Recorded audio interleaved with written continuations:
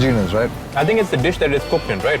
It's the earthenware pot actually that it's cooked in. And how they do it is they make a base of onions and they put surrounding vegetables, a layer of vegetables, potato, tomato, carrots. It's lamb, it's beef, it's chicken, whatever you want. Cover it with vegetables again, add water, salt, spices, and they keep cooking. Basically what happens is all the flavors of everything get mixed together and you get this awesome dish and this great salad to go with it. And we're having this North African Berber dish at a roadside dhaba. So it's lovely to be sitting here at the foot of the Atlas Mountains. And now after a meal, we're going to go and climb over the Tizi and Test Pass, which is apparently one of the most difficult and dangerous passes in all of Morocco.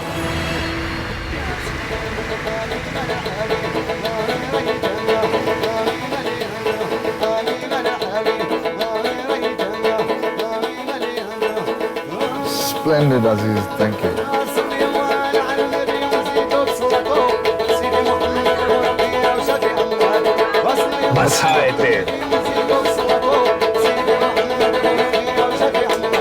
Need some sugar. Need some sugar. Okay, so that's how much they put in the tea here. No!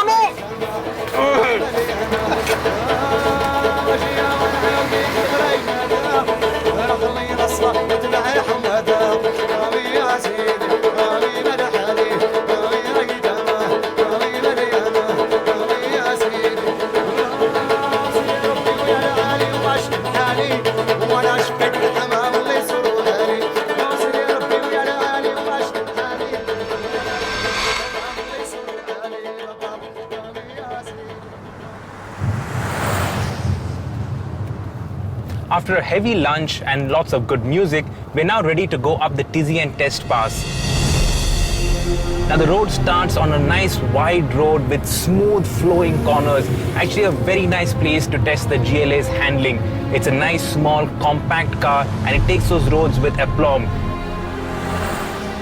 This is a front wheel drive SUV, but there's great grip from the front end. The engine is responsive and the twin clutch gearbox, it helps keep the engine on the boil, keep it pushing and moving hard on these windy roads.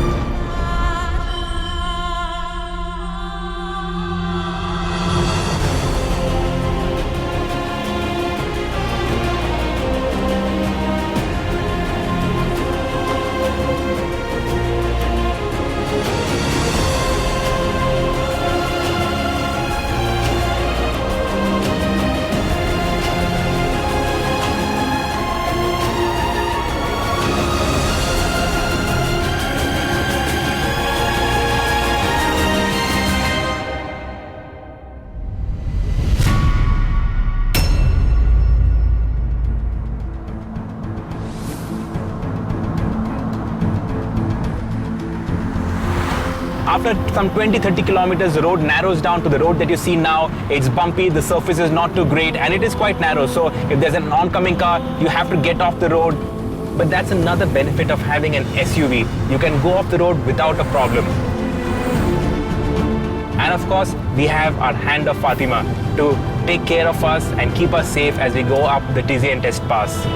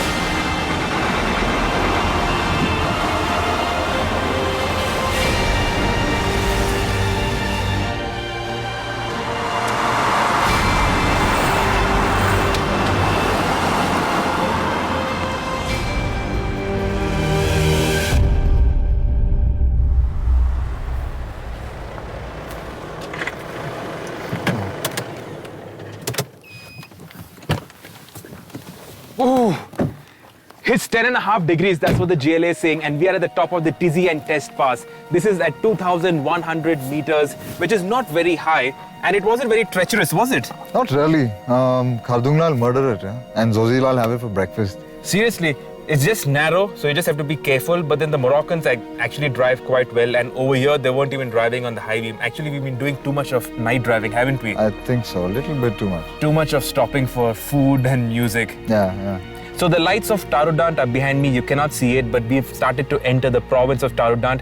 In the earlier days, this was a complete walled city, so you couldn't get in the night. But now, with tourism, with everything, it'll all be open. I think we can drive in at night. Yeah, and I'm hungry now. So I'm hungry too. we should head. You're feeling cold though? I am feeling cold. Come, let's get back. Let's go.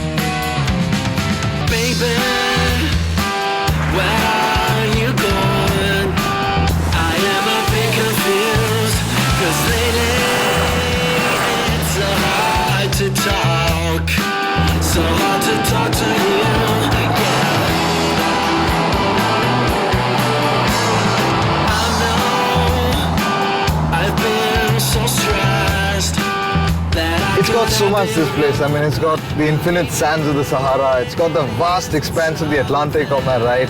It's got huge skies. It's got awesome clouds. It's got fantastic food. I'm trying to think of a better place that that has offered so much in a very few days. I can't think of one. Morocco it is.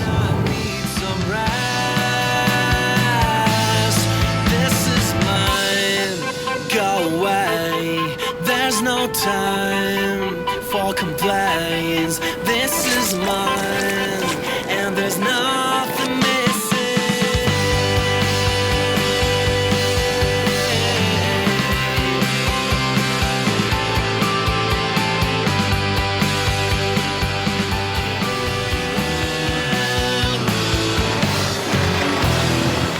We've crossed the Straits of Gibraltar, we've seen the Mediterranean, we've crossed the Atlas Mountains, and now we are on the Atlantic coast. And we've come to the city of Gulmin, which is important because this is the capital of the southern province of Morocco.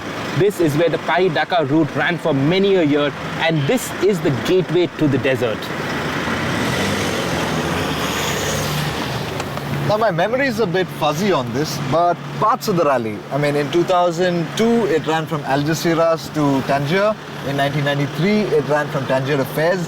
And in 2004, I think, it ran from Tangier to Arakidia.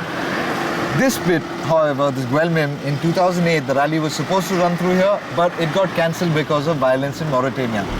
Some say that on a quiet day, if you listen carefully, you can hear the ghosts of the old rally cars pass by. Can you hear that?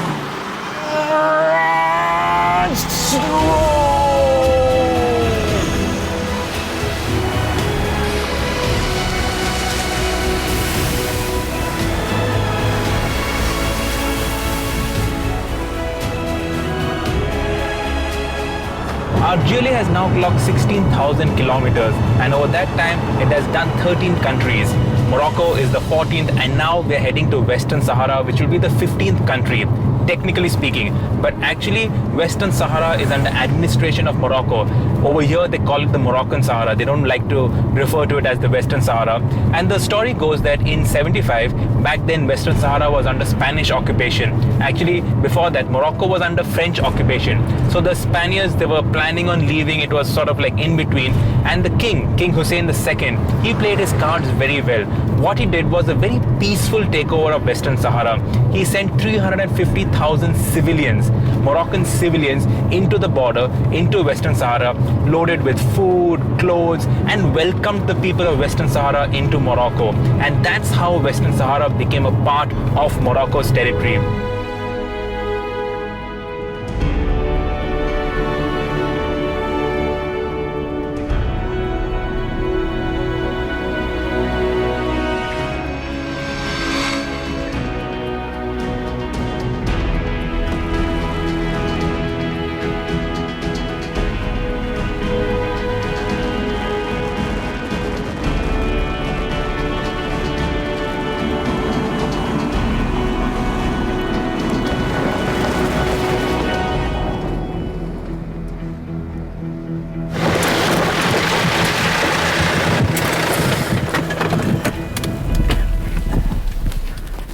Why are we stopping here?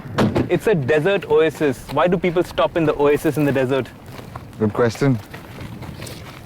What is that? What's that?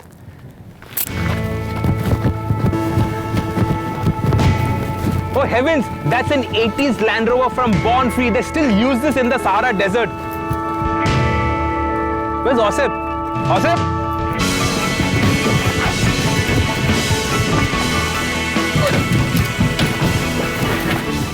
Land Rover. Elsa, shall we go?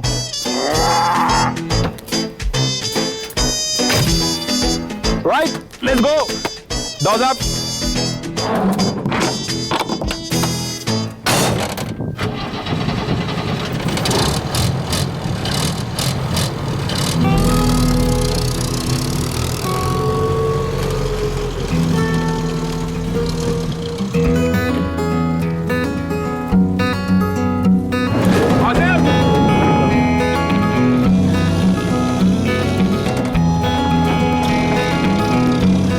It's unbelievable how many of these ancient Land Rovers are still running in the Sahara. It's like all the Land Rovers came to rest here in the Sahara, and that's because it's absolutely simple. There is nothing to go wrong. What can go wrong with this? These things are really simple in bouncing. They're very simple. They got just a ladder frame chassis, simple aluminium body. It was made just after the World War, and it was made for military purposes. It was made out of aluminum, that's why it does not rust. In fact, the shape is so boxy because in those days when they made the car, they didn't have the techniques to bash it into complex curves.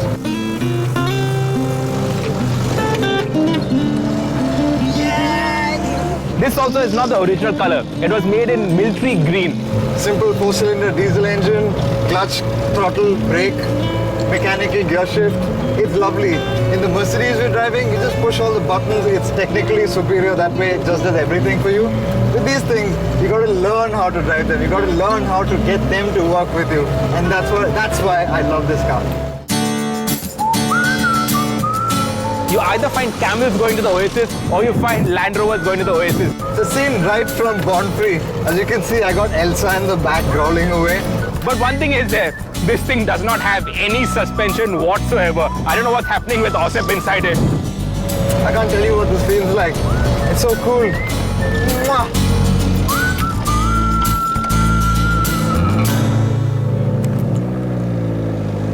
Come on, Landy, come on, you can do it.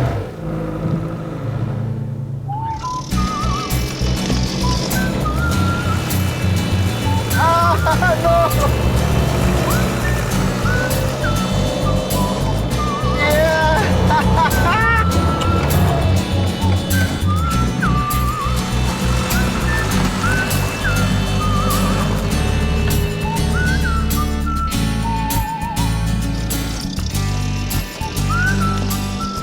Driving an old four-wheel drive Land Rover in Africa. One more thing off my bucket list.